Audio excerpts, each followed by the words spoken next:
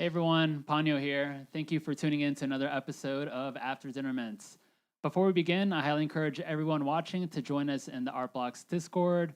For those watching us in the live stream, there will be people in the community chatting in the Art Blocks Mints channel. A link to our Discord can be found in the description of this video. As always, make sure you like, comment, and subscribe to our YouTube channel so you don't miss an episode of our weekly show. And now I want to introduce our guest for this afternoon. We have generative artist Beervangeer. Hey, Panyo. Hey, how are you doing? I'm good. Thank How you are so much. you? I'm doing great. Yeah, thank you so much for joining me on After Dinner Mints. I've been following your work for a long time. I know you're kind of an earlier artist on the Art Blocks platform. So, Yeah. but yeah, I'd love to just kind of dig in and learn a little bit about your background. So, can you go ahead and just tell us a little bit about your background? Yeah. Well, yeah. Thank you for inviting me. Very nice to be on the Absolutely. show for the first time. Yeah. Yeah, my background is in interactive media. So I studied Oh, yeah. art and technology and media, like a combination of these three. And you still hear me well? One second. It looks like we're Yeah. having some audio issues. I can't hear you. Yeah. I also hear myself cracking a little bit. Oh, say something. Oh, so there we go. Okay. Sorry about You're that. I'm Yeah, back. yeah. You're back. My bad. Yeah. Do you mind just talking to us a little bit about your background? Yeah. Yeah. I hear like a small cracking of my voice. But Okay. if is it clear for you, Yeah, my yeah. voice? It's great Okay. now. Yeah. So yeah, my background is in arts, media, and technology. I studied what was called digital media design. So it was at the art faculty in 2009. I graduated, and it was really nice combination of things that I studied there. So really a combination of media, art, and technology. And yeah, the things we made there were like from games to interactive stories to websites, like a lot of things combined. So it was really on the edge of interactive media. So Mhm. yeah, really nice study to do. And after that, I started working as a freelancer. So first, I worked as an application developer. I did a lot of interactive applications for museums, so like little games and like touch applications. And in my free time, I started experimenting with generative art. So that started around 2009. And for me, it started because I was using like sensor data to use sensor data as an input for visual art and also audio. So that's how it started for me. And I also did an internship at a place that it was called Tech, and that was a really nice place where like the beginning of like generative art also came together. So they had a lot of big artists in that time. For example, Joshua Davis, who was also on Artblocks, was also there in 2007, and a lot of other artists that are now well known in the generative art space. So I was able to follow the whole coming up from like around 2007, something like that.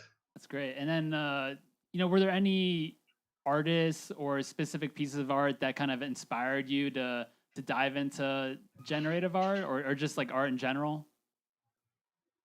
Yeah, I have some examples ready here. So yeah, one of my favorite projects is from this guy, Jonathan Harris. Did you hear about of his works, No, Jonathan Harris? I can't say I have. No. Let me look up one example. So this was my favorite project. Let me look it up.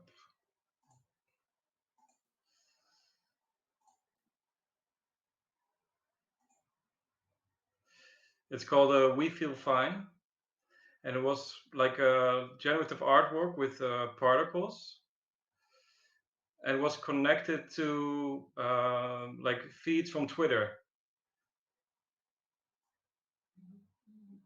Here, wait, he's showing it here. So let me put up the audio. A madly swarming mass of particles, each of which represents a single human feeling that was stated in the last few hours. Do you hear the audio? The color of each particle corresponds to the type of feeling inside, so that happy, positive feelings are brightly colored and sad, negative feelings are darkly colored. The diameter of each dot represents the length of the sentence inside, so that the large dots contain large sentences and the small dots contain small sentences. Any dot can be clicked and expanded, and we see here, I would just feel so much better if I could curl up in his arms right now and feel his affection for me and the embrace of his body and the tenderness of his lips. So it gets pretty hot and steamy sometimes in the world. So yeah, this was working all in the browser in that time. So it was in 2007, so it was pretty early. And was taking data from Twitter and was looking for the words I feel. And then it was indexing all the types of emotions as colors and shapes of the particles in the artwork. So yeah, it's really cool. So it was one of the first online generative art pieces that were also connected to like data aggregation. Yeah, I gotta imagine that's. I think it's really cool to see data visualized like that. I think it makes it just a lot more powerful, and it has just a lot more meaning. I would think. And did you learn anything about him prior to that, or was this kind of your first experience learning about this data visualization? Sorry about that. Yeah, well, for me, it was one of the first times that I saw like this sort of generative art, but also art that connects to data. And I really liked it that it was connected to the emotions. So all the data was also telling a story in a way. So for me, that was a really big inspiration in that time. So Jonathan Harris was one of my inspirations, and um, I never know how to pronounce it, but Crayola, like he's now pretty famous for his AI art. Mm-hmm.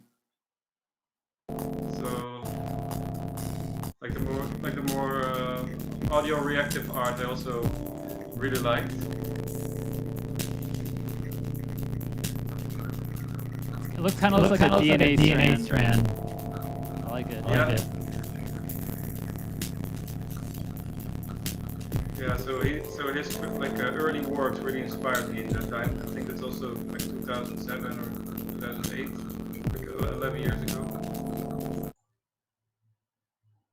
And yeah, Flight 404, Robert Hodgson. I think he's also now in Artblock's Discord. I think. Oh, nice. Oh, nice. I saw his name. He's also really early in this space.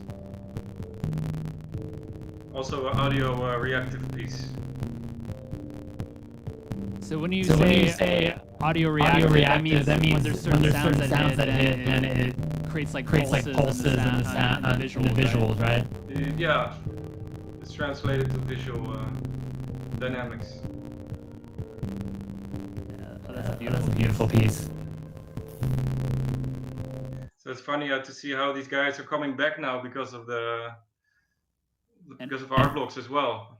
That's great. It's great. I'm curious to know, how did you get introduced into the NFT crypto space? Yeah, I've been in crypto since a long time. So we had started with Bitcoin, but then Ethereum came in 2017. And yeah, when I learned of the Kickstarter, so before the project started, they did the Kickstarter, so you can give them Bitcoin to start Ethereum. That's why I participated in the crowdfunds. Oh wow! So since then, I've followed, of course, the project, and I participated in a lot of things that came along the years. But only since last year it connected really to my own practice. Mm-hmm.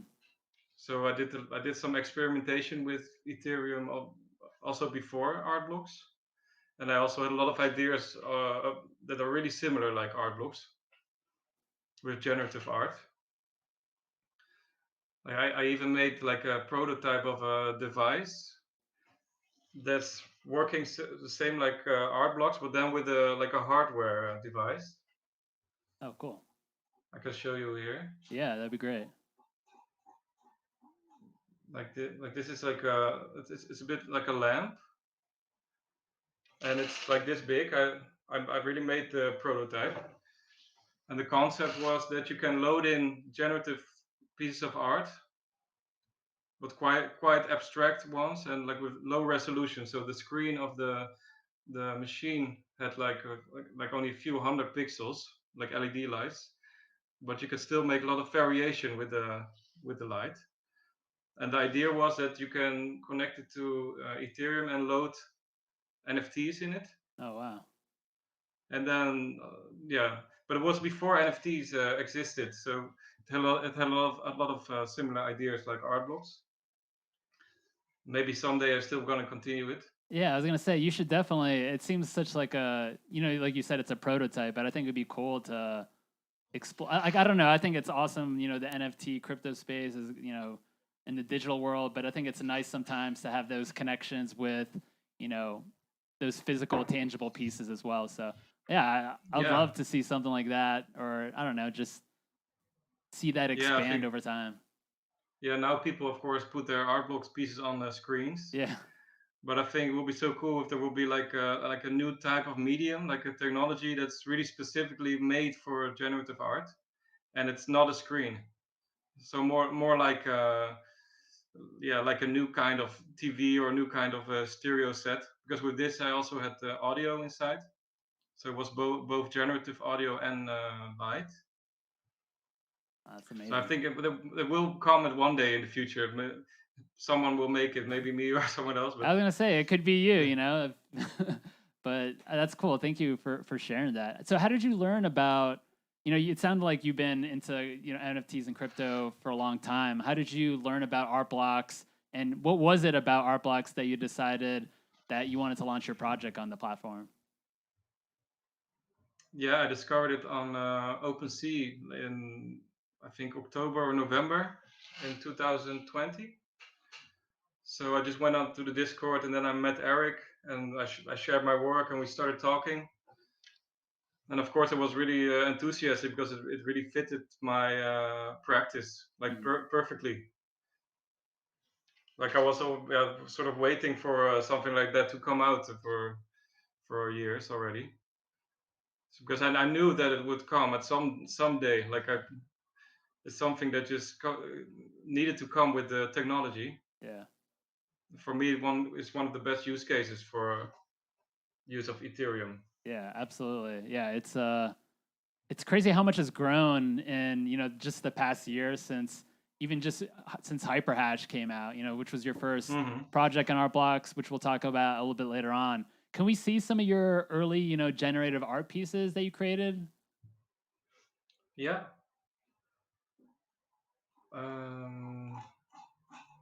Like this is really early. Like this is I think the first thing I ever made. Really simple.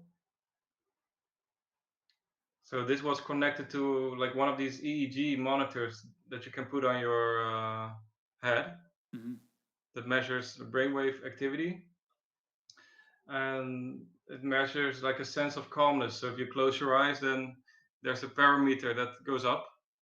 So it's an exercise to make yourself calm. And in this case, you always start with like a white dot, and the more calm you get, the more shapes will be added to the space. So it works with levels. So if you reach one level, then it starts over again and again and again. So at the end of one session, you have like a combination of shapes. So it's the shapes are made by like the levels of calmness in a way, but also by just selecting the shapes, because when you blink with your eyes, then you can tell the program just to make circles or to make triangles or to make lines. So it's a combination of using sensor data and user input. Wow, that's amazing. And the name of that is how do you pronounce that? Is it Dagas. Dagaz? Yeah. That's a cool project. Is that something you're still Like, do you go back to these older projects every now and then and just kind of like see if you can tinker around with them and change them up? Or is it something where you're like, if this project right here, will like you utilize it for a future project, or do you kind of just leave these as like standalone projects? Yeah, they're standalone, but I always build upon them. So I always iterate on similar concepts. So for me, like something that always comes back is like the point, like the central point. Because this project, like it literally starts with this point, right? Hmm. And like all my work is always um, like being connected to the concept of a point. Yeah. Like if you look at all my works on art blocks, they all concentrated to the center. So that's one of the main like topics that's behind a lot of my research, like a point of focus in a way. Yeah. That's great. And just to kind of now jump into Hyperhash, which was an early Art Blocks curated project. I believe it was the 11th project on the platform. So obviously, I think we're like in the 200s now. So definitely one of the earlier ones. You know, what was the Yeah. inspiration behind Hyperhash?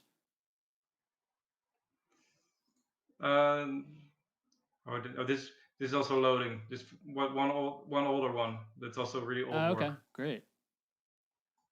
I won't show the whole thing, but this whoops. It was also connected to brainwave data, like a particle system that create different shapes.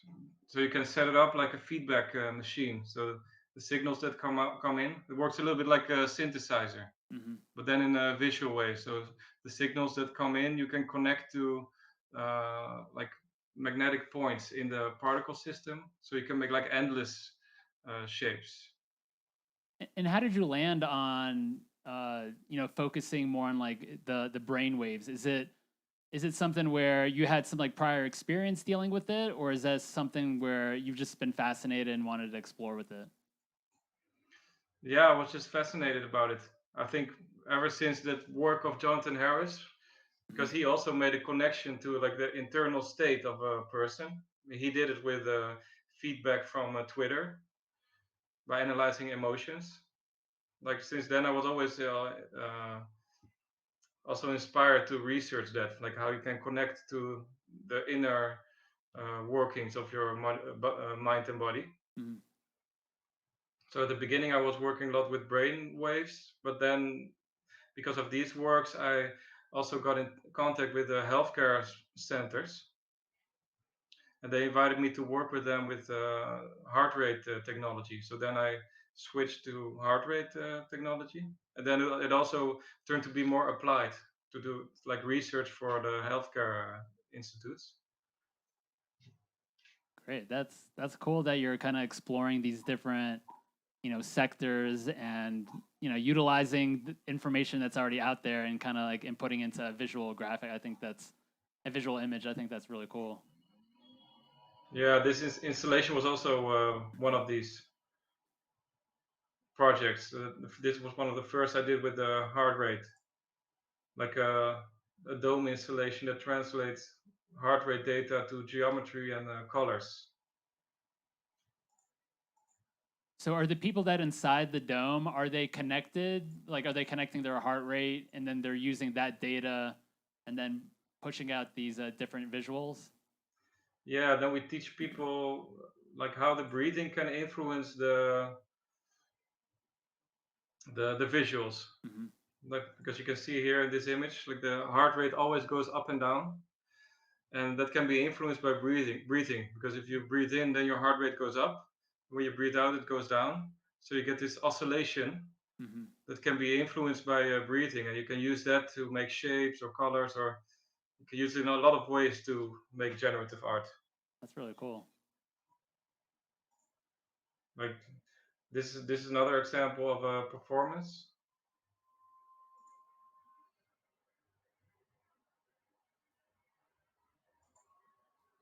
That's a bit slow, this Vimeo.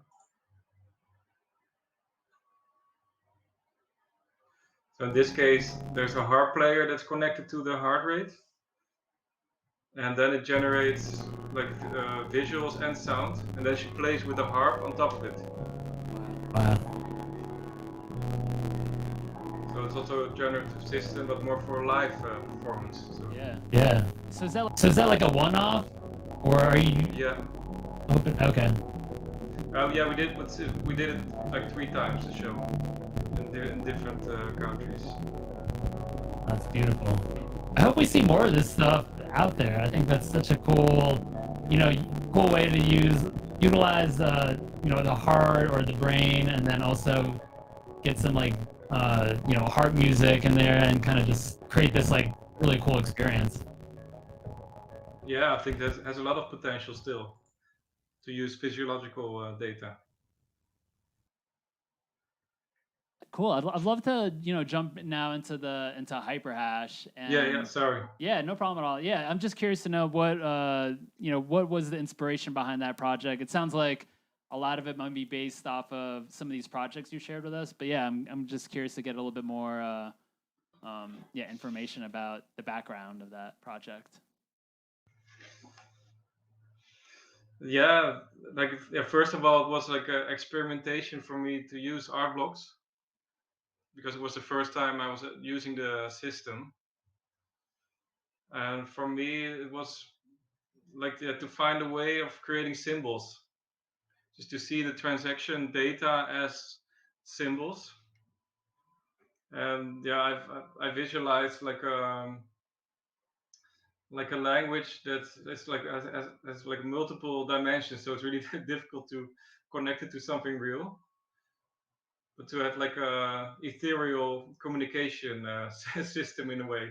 Mm-hmm. That's how I visualized it for myself. And what goes into the process? There's symbol. There should be symbols. Yeah.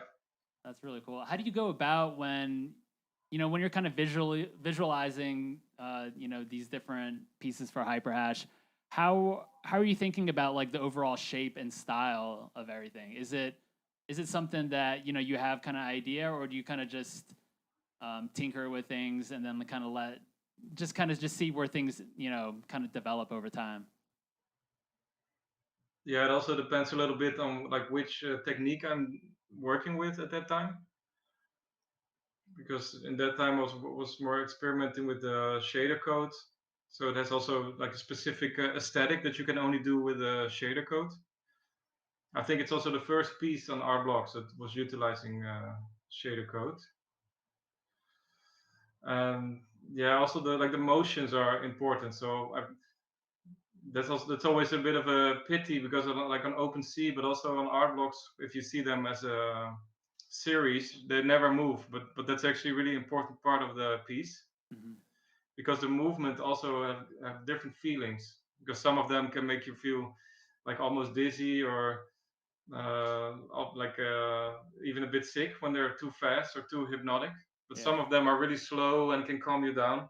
So that's also part of the concept that the symbols, they also have like this more physical reaction or emotional feeling that's connected to the motion, like the animation. And for people that don't know, what exactly is the shader code that you were discussing just a minute ago?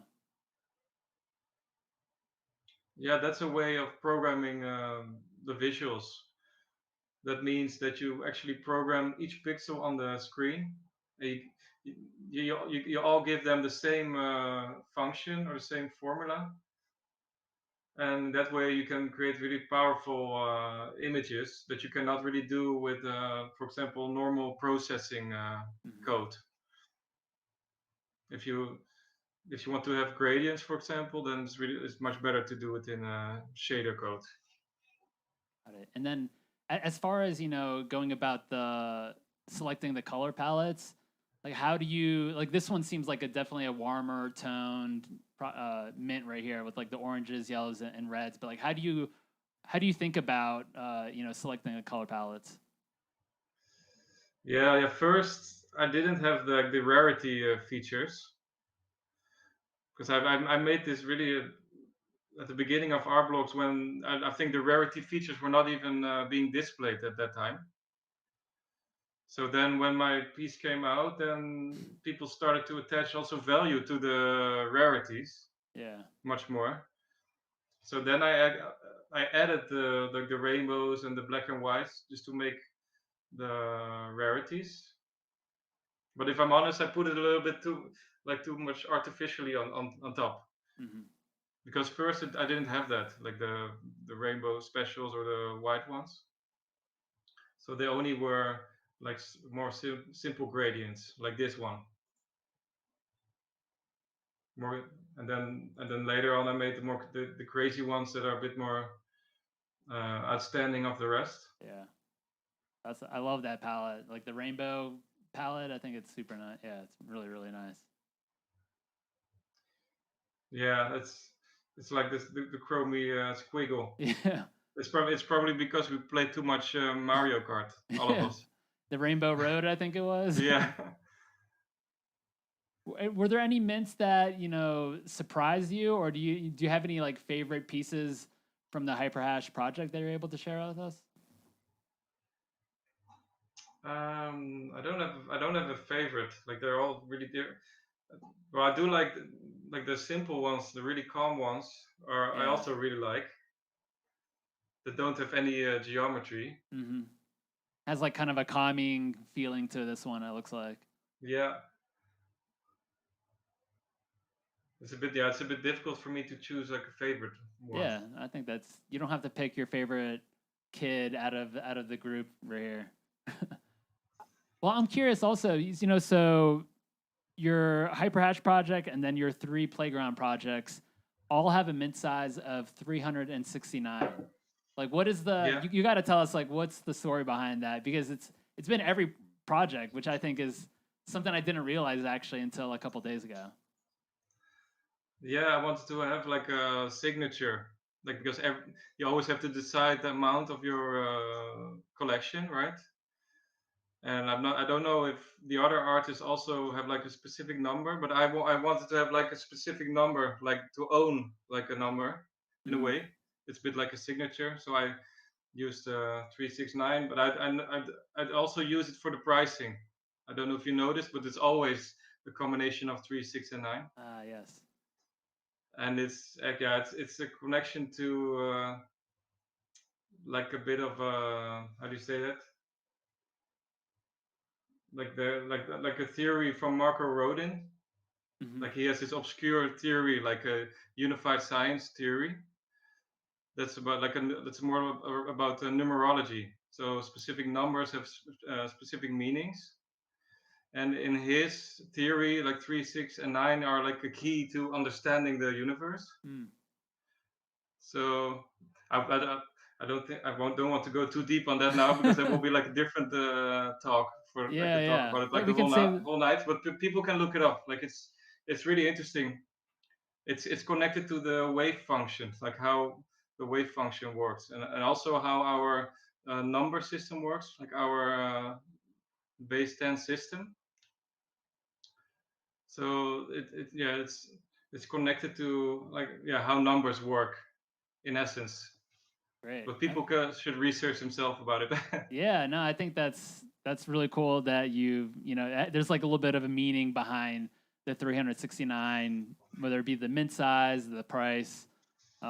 So I want to talk about energy sculpture, which seemed like a nice continuation of Hyperhash, which was so not Hyperhash. Energy sculpture is actually your first playground drop on the Artblocks Yeah. platform, and it's also a part of a project we're going to talk a little bit later on, which is called the Realm of Mu. Is that correct? Yeah. Yeah, that's the first time I connected it to the Realm of Mu project. Mm-hmm. Yeah, and tell us a little bit about energy sculpture. Yeah, it's also like Hyperhash. It's also shader code, and yeah, I don't have like really deep concept behind it. Like it's really like a playground piece for me. Like Mm-hmm. I just created something that for me is like really aesthetically pleasing, and again also has some like hypnotic features in it. And also like Hyperhash, they have different motions that can evoke different feelings. Yeah, I've noticed also it kind of has like some. It almost looks like it has like some layering. Like there's like a 3-dimensional feel to it for a lot of the pieces. And I think Yeah. that was like kind of a really nice feature that I've noticed on that project. Yeah, but this one plays more with interference. So when you overlap different wave functions, then like different dimensions can be, like the illusion of different dimensions can be seen. Mm-hmm. Like what you said, sometimes it looks like a 3D shape, but sometimes it looks like something that you cannot really place, like in the dimensions, like if it's 2D or 3D. And yeah, interference, that's also something that I like to study a lot in my work. Like Hyperhash doesn't have it so much, but this piece has a lot of interference effects. Yeah, can you tell us a little bit about like what that looks like, or how we can identify that? Yeah, if you look closely, then they're all just repeating lines.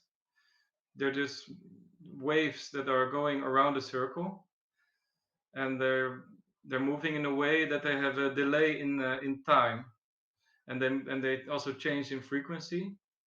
And this delay in time and the changing of the frequency, that creates the interference patterns, and that also creates the complexity. And yeah, you see that a lot in nature, so that's why sometimes it also resembles things you see in nature, like flowers or patterns you can see in water, for example, like when water waves interact. Yeah, I really like that piece. That project is one of my favorite, like earlier on, playground drops that were released on the platform. Yeah. So Ultrawave 369, that one's a little bit of a different project, kind of like a different direction, but I can see some of the, how the continuation kind of plays into, Hyperhash, up to Energy Sculpture, and then Ultra 369 or Ultrawave 369, because that's like a live rendering into a static image, which you can see on the screen right now. Yeah, tell us a little bit about is that something you've always wanted to do? Have a little bit something that's a little bit more static with like the final after it's like fully rendered, or is this something that with it? Yeah, this one is quite different with the technique, because the other ones are really about the motion that never stops, and they're also have a different technique. They're shader code, and this is not. And with this, I want to have like a final image, so to have like a still image that's left over at the end of the rendering phase. But it also again has some concepts that I also used in the other two projects. Mm-hmm. Also a lot of interference patterns that create the complexity. And for me, this one is for me a little bit more mature when you compare to the other projects. For this also works really nice as a print. Mm-hmm. So I also made some prints of it, and then this works like more like a traditional art piece. Yeah, it's more like a lot of the other art blocks projects. They're still a little bit like traditional art, like graphic art or something that you could put in a museum as a print. And I think this piece also has that kind of quality. Mm-hmm. And how would you, since this is an interesting project, because you have the live rendering to the final static image, and then you're also talking about prints. I'm curious to know, like, for this specific project, how would you prefer that collectors kind of display this work? Would you say digitally, or would you say something where you would prefer them to print it out and to hang it up on the wall from there?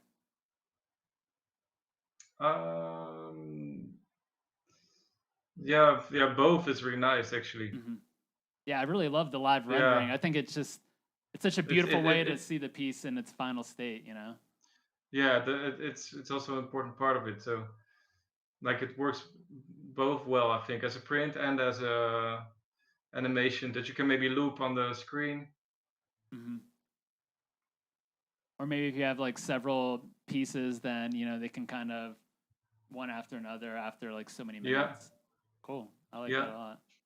And then your latest project, which was released as a playground drop on our blocks, is called Hash Crash. And yeah, I know the concept came from a book called Snow Crash. yeah.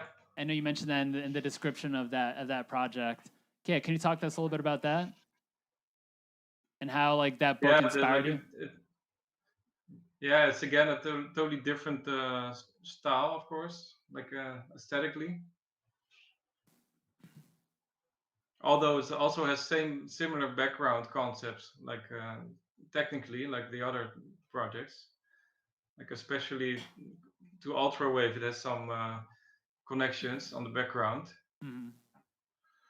But for me, it was more like just to yeah, just to make it more like a cultural piece to reference something that's really important for the whole NFT culture, and also the whole development around the metaverse. Like this, there's now this whole battle, of course, about like what is the metaverse and how is the metaverse evolving.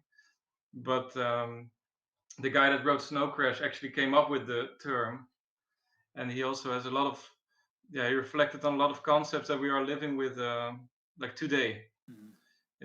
in our current time. So I thought it was really a fun way to make a connection to something that's culturally so important. Absolutely. I love the pattern designs and like the symmetry that's involved. Actually, when I first saw this project, I didn't know that it was like an animated piece. So it's really something to enjoy in the live view because Yeah, it's just very colorful and the patterns are very striking. And yeah, can you tell us a little yeah, bit about those the patterns and the colors actually, because the colors are definitely different from your previous projects as well. yeah. With this one, I want to have like these really harsh colors, like pure colors that almost hurt your eyes. And in the book, Snow Crash is like a type of drugs. So I also want to have this like candy feeling, like almost like almost like a dirty feeling, like it's like really synthetic. Hmm. And I think that really worked out for this one. Yeah. And they're a bit hard to look at, but they all are really complex in the end, and they all have their different animations that go really deep, like almost like a deep fractals. And you can actually look at the best at them with on a small size. Like the smaller the size, the better you see the patterns of the piece. Or you have to sit away from the screen. But if you have to if you resize your window to make it like maybe 5 centimeters or something, then you can see much more patterns. So it actually works better when it's small. So that's also a bit different than the other pieces. Yeah, I love that. I think it's well. Hopefully, there are screens. I mean, I think we're still early in that regard as far as digitally displaying a lot of this art. So hopefully, they come up with some like square, smaller, digital screens to accommodate pieces like this. I think would look really cool, especially if there are like multiple ones in the same Yeah, room. I think it would really create an interesting feeling, and I could spend several minutes just looking at one of these pieces. I might have to take a break after a while, but I think it's just a very yeah, yeah, interesting and really cool, unique piece, especially compared to your previous projects. yeah. I'm sorry, I'm gonna remove you from my headphone because I think it's cracking, but I'm not sure if it's the headphone or the audio from the stream. One No, second. no problem at all.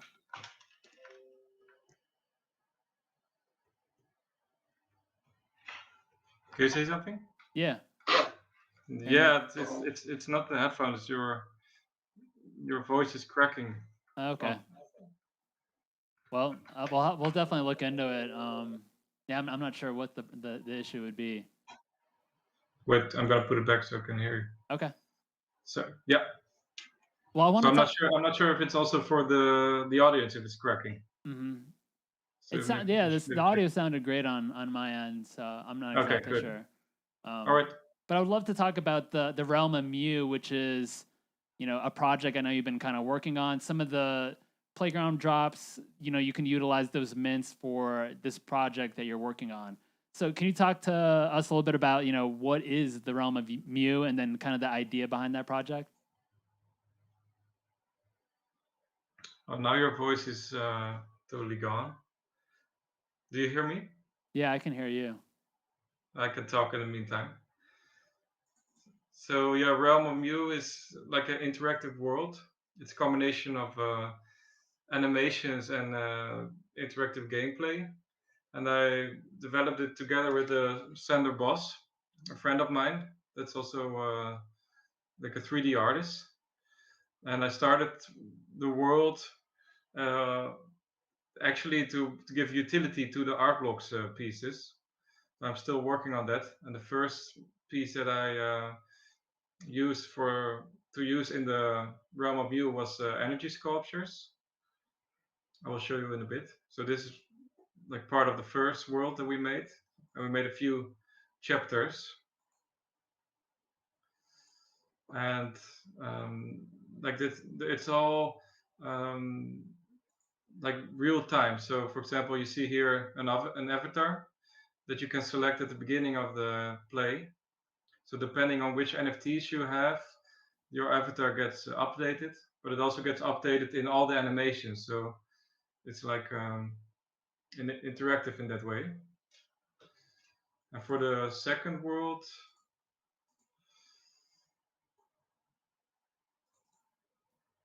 that's the first time I integrated an art box piece. So you can already see it here in the background. That's energy sculptures.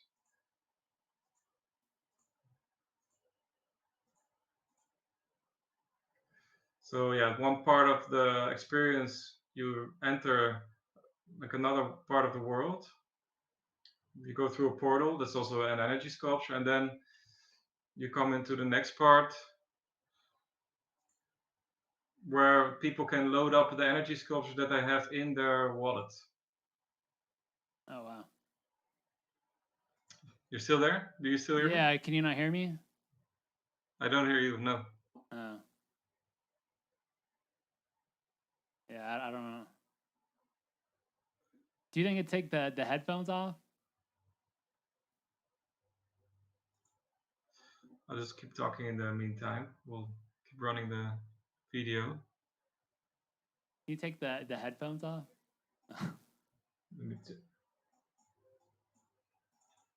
Yeah, my sound's still working though.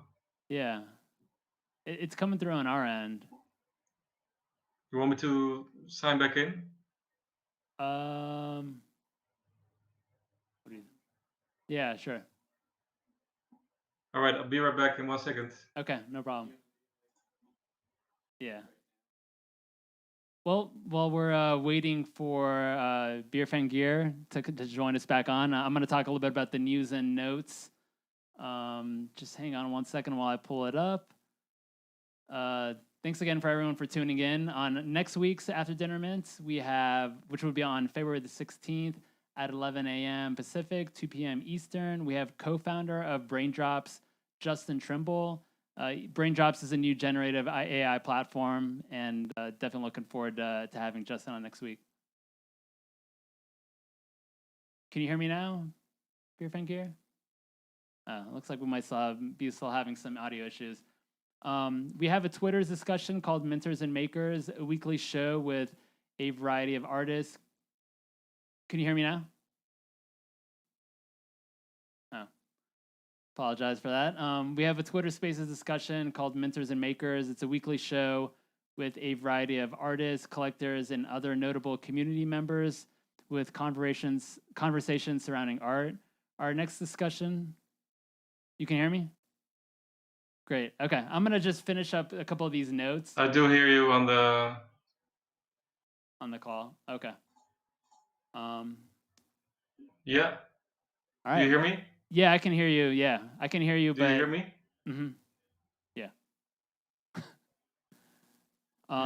Yeah, so our next discussion will be on Thursday, February the 17th at 11 a.m. Pacific, 2 p.m. Eastern. We'll have Raven, Jess Hewitt, Pete Halverson, Tin Bane, and Future. I can hear you through the YouTube channel. Okay, you can tune into the conversation via the ArtBlocks Twitter handle, artblocks_IO. These discussions will be recorded and turned into a podcast soon. After Dinner Mints will also be turned into podcasts, and it's actually available now on all major platforms. We have 30 plus episodes on Amazon. And, also we have a weekly newsletter that gets delivered once a week with information on upcoming drops and all generative art related news. And you can find a link to that newsletter in the description of this YouTube video. I'm gonna go see if we can try to get Beervangeer back on. I'm not sure. I've had a couple issues with the audio.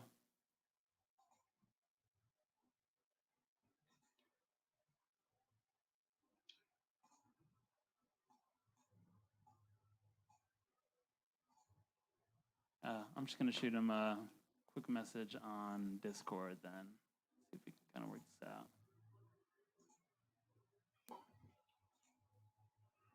Yeah, there's a lot of delays. So I hear you on YouTube, but then it has a lot of delays. Yeah, it looks like he can hear me on YouTube because he's listening to the live stream now, but looks like we're having some issues getting his feed to work.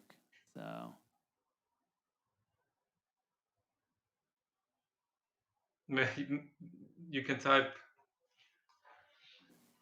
oh yeah, what I'll do? Yeah, if you type, then I'll type up. answer I'm gonna type up the through questions. typing. We'll get through this. I appreciate everyone jumping in and hanging tight. Can we see?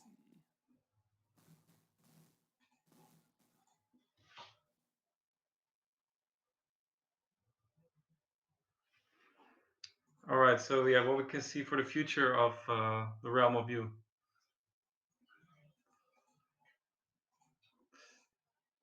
Yeah, we will continue to work on the worlds. So now we have 3 chapters, but everything is open to expand on it.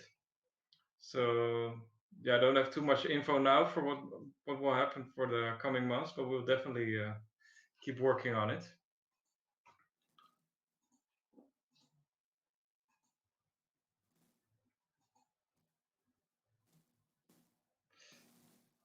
Yeah, there are now 3 types of what we call story cards. So there are NFTs that connect to 3 parts of the worlds. And then we have a set of characters that we also can expand on. So now we have people that work for the project, but we also made some connections to other NFTs projects. So, for example, another artist made a character. So he normally makes drawings, but then we translate it to a 3D character. We also made a character as an ode to Snowfro. We call it the Squiggler. So it's inspired on this CryptoPunk, like the green punk. And we made a connection to the Pills universe. That I think is really interesting project. Not a lot of people know it, but it's like telling the story of Ethereum, like how Ethereum evolved, and they're making like this whole universe around it. So if you're into like more the fantasy kind of NFTs and the connection to Ethereum and how Ethereum is being developed, then I think Pills is really a good one to check out. Yeah, we worked a lot on the realm of muse, like a few months. It actually took more time to make those worlds than the art blocks pieces.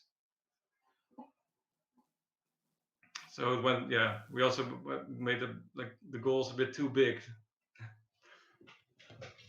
But we're just going to continue on it and explore more. Like, I want to talk about some of my other projects. I can share my screen again.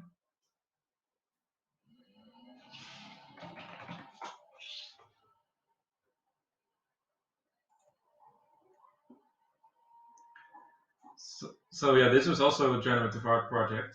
It's called Spiegelstem, so full pressure differences. So when a person sits on top of it, we can measure breathing, and we can see like how the breathing synchronizes with the interactive visual that's being projected on the ground. So you can see when it synchronizes, the whole space lights up, and the waves on the ground are actually real-time translated sensor data. So the pressure of the person sitting on the bench.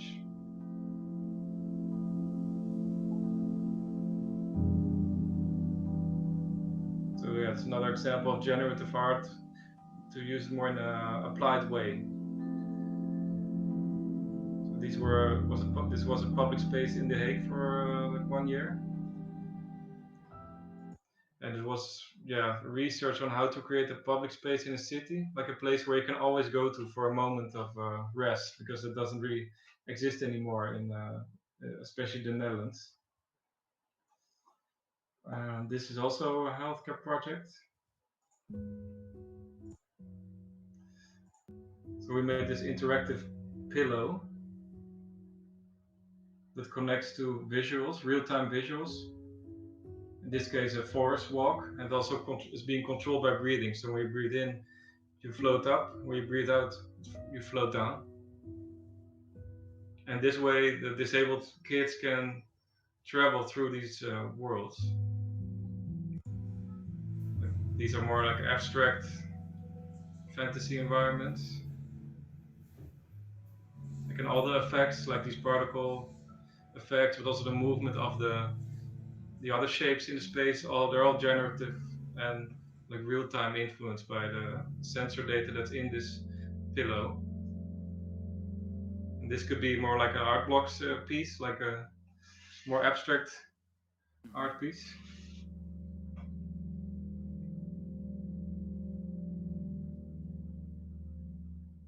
Can you hear me now, by chance? And yeah, this project we want to continue this year. I also want to use the funds that I got through art blocks to invest in this healthcare project, to involve other companies as well, to expand on the worlds that we make for the healthcare center. Let me go back to Discord, see your questions.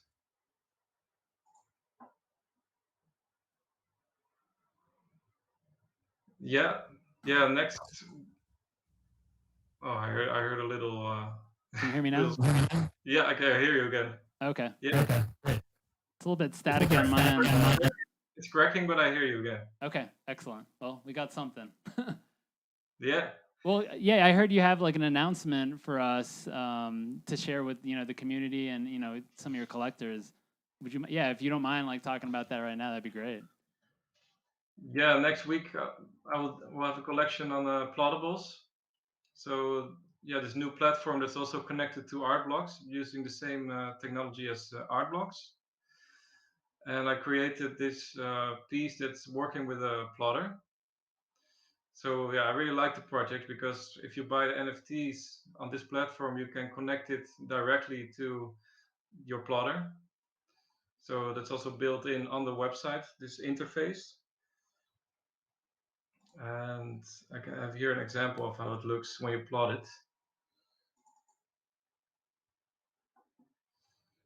So I really like the connection between the digital and the physical that Plottables is doing now. I think it's really a perfect fit for the art blocks technology. So I'm really curious what comes out of this, because it sort of limits the possibilities in a way, because you have to draw in vectors to be able to plot your artwork.